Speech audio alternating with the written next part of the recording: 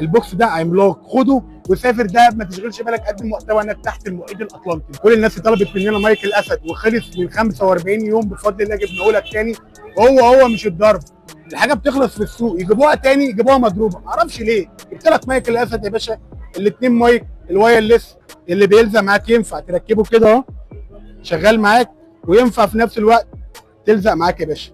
بتكلم معاك ان هو بيشحن معاك تايب سي، والعزل بتاعه شغال تلقائي، وكل الحركات دي كلها بكام؟ ب 999 جنيه. فيديو على الطبيعه عشان تشوف تجربه المايك والصوت بدون مونتاج وبدون اي حاجه. بقول لك ان الحركات دي كلها معاك البوكس. في كمان نسبه الشحن، اتفرج معايا كده. احط لك، بص يا باشا خليك زمن، احط لك بص المايك اهو، بص البوكس ده عملاق، خده وسافر دهب، ما تشغلش بالك، قدم محتوى انك تحت المحيط الاطلنطي.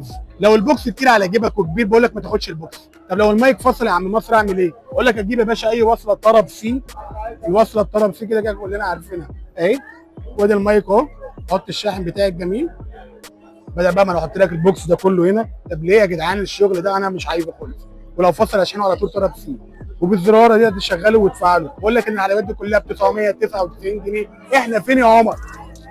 العطار مول الغول مع ال 101. لو العتبه بعيد عليك بفضل الله اشحنك لاي مكان في مصر 29 جنيه، جيزه والقاهره والمحافظات اشحنك في 5 ايام. ما تنساش تعمل لايك وفولو ومنشن لصاحبك، كله اللي عايز مايك الاسد مصر جابهولك وباقل سعر.